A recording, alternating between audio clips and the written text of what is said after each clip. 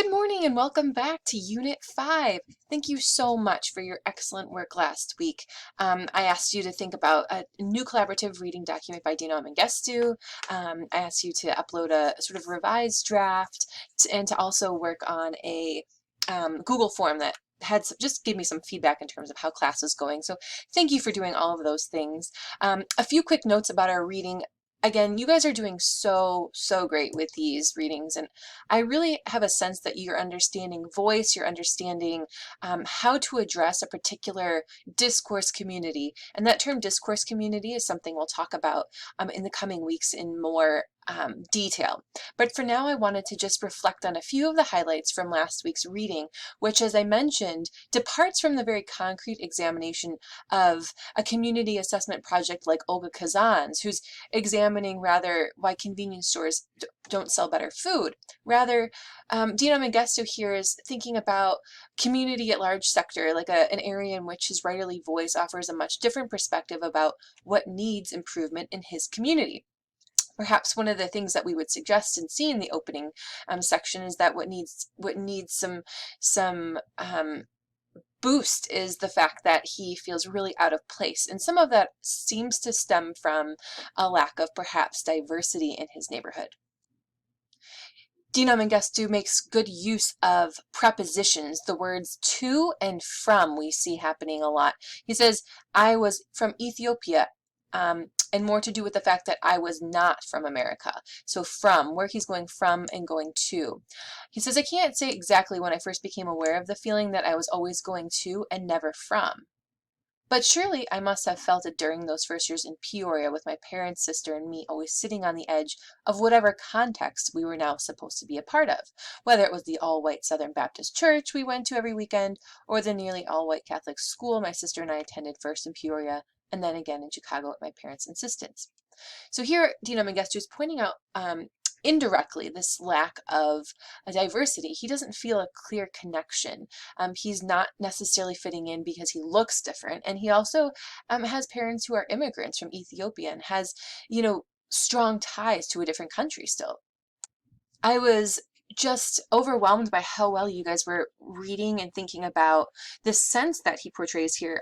You were noticing the idea of this word Ethiopia, this country that he keeps mentioning, and how his place in society conveys sorrow, abandonment, loneliness, desperation. Those are some of the words that you yourselves have come to a conclusion about in terms of how he's feeling and how he's portraying this idea of not feeling like he fits in. Again, if we were to think about a community assessment project for what Dino Mengestu is kind of touching on, it wouldn't be to change something really concrete in terms of changing the nutrition of a convenience store. Rather, it would have something more to do with the kinds of resources immigrants are provided, and or like the ways in which communities support diversity to make to sort of reinforce the fact that Dino Mengestu is not the only one like himself. He's not the only minority in the community. He has others that he can connect with and stories he can share with, something that he seeks in Kensington.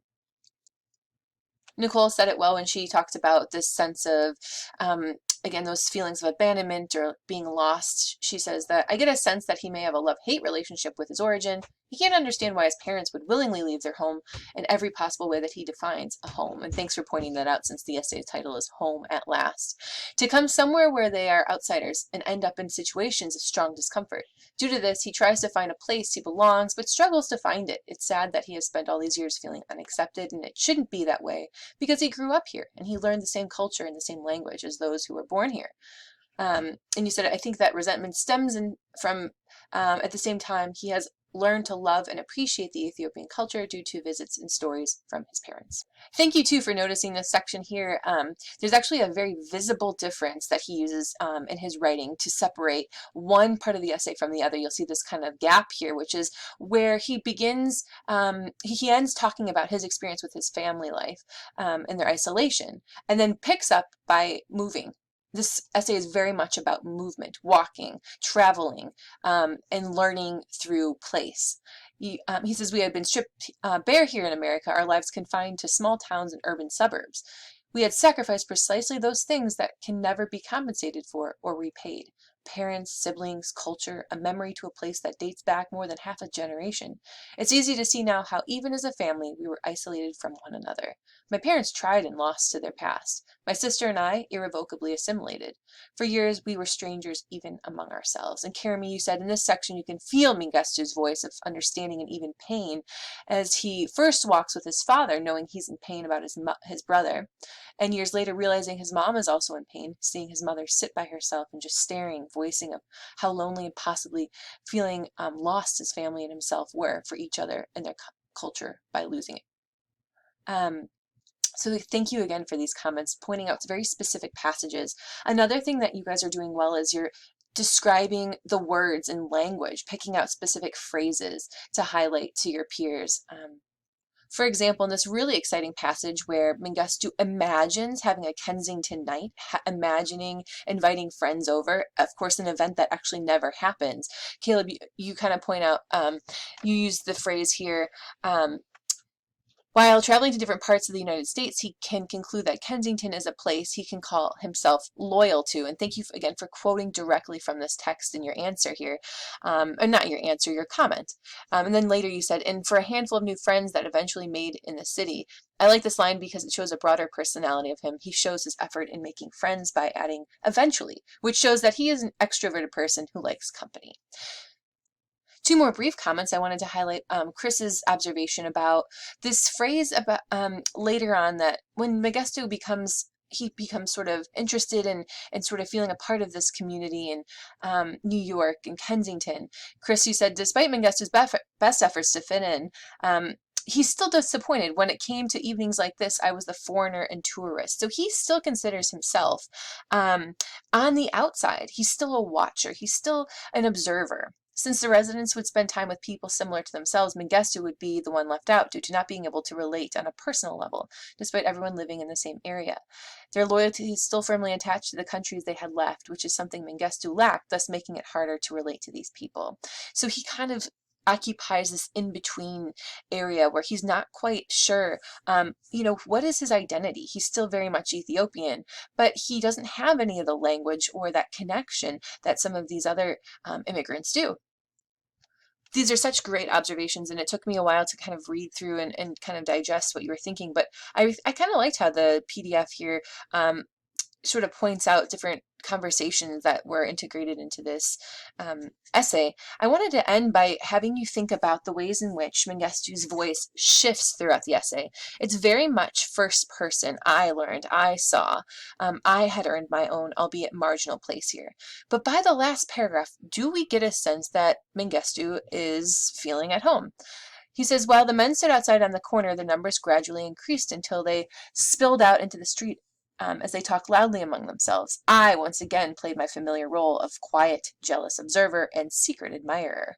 But then later he says, further down the paragraph, I stood on that corner night after night for the most obvious of reasons, to be reminded of a way of life that persists, regardless of context, to feel somehow foolishly that I too was attached to something.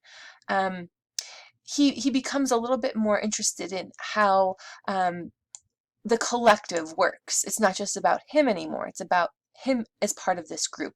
What I wanted and found in them, what I admired and adored about Kensington, was the assertion that we can rebuild and remake ourselves in our communities over and over again. So he shifts here to this sort of plural, this plural possessive we and ourselves and our community. And that's, I think, a significant move in an essay that's mostly about self-isolation. This week in Unit 5, we're going to shift tactics a little bit in terms of moving on from sort of the beautiful and complex prose of Dina Mengistu to something that's much more concrete and practical kind of writing. Again, I highlight here some of the goals and objectives that we are going to be accomplishing and addressing this week. So please revisit those. I'd like you this week to be thinking about your own projects and the scope of your projects. One important part of research is to be able to assess the feasibility of your research inquiry. In the coming weeks, we have about 10 weeks left, 11 weeks left, what is a feasible project for something that you might accomplish or begin investigating in your own community? And you've all had great ideas about what those things could be. And so this week is going to simply serve the purpose of helping you continue to focus the scope and identify specific assets within your own community that may be beneficial to relieving, improving, and or changing something about your community as it stands.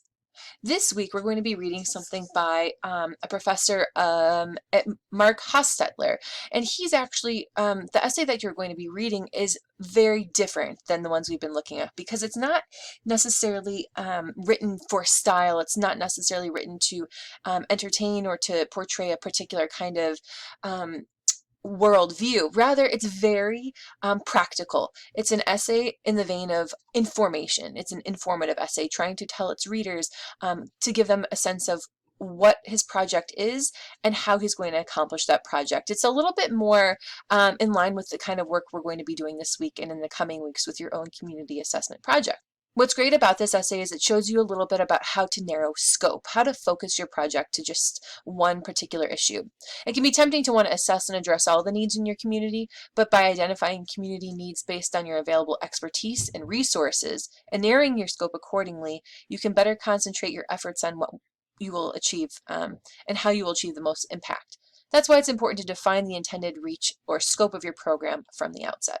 In this essay, Mark Hostetler publishes his work for a website called The Nature of Cities, which investigates different ways in which the ecology of particular cities in general can be improved in very specific ways. So this is his essay. It's called What Does It Take to Create a More Natural Stormwater Pond? And again, think about how, the power of inviting questioning as part of your own titles.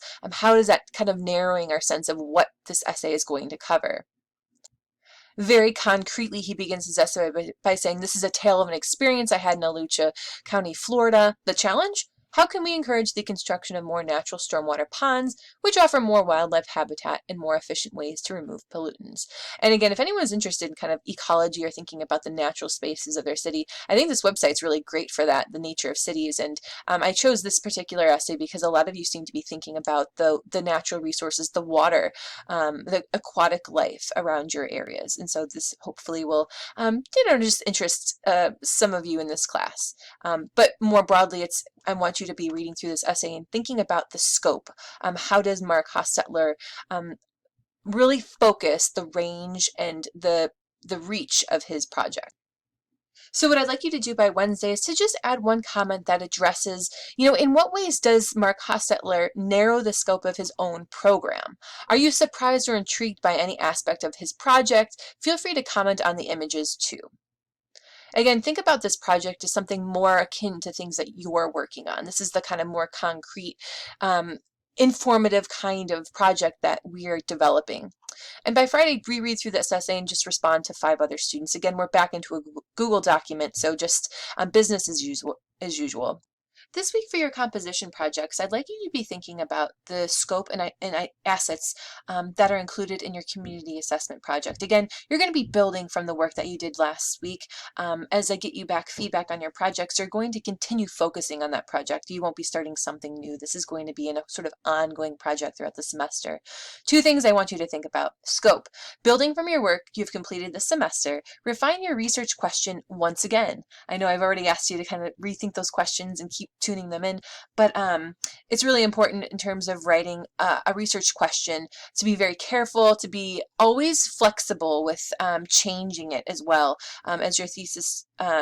Your question will eventually become your thesis, your argument, and so it's really important to fine-tune that question before it becomes answerable.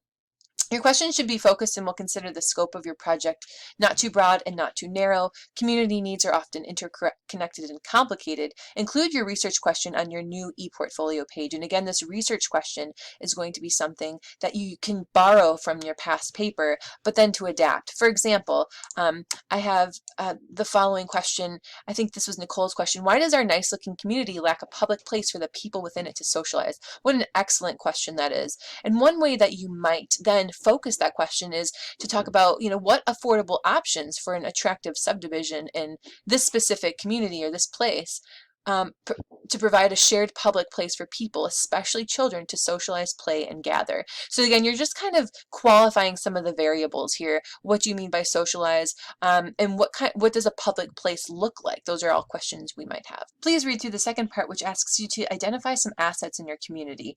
I will kind of explain this in just a brief note, but I hope you have a great week, and I look forward to reading your work. Thank you again.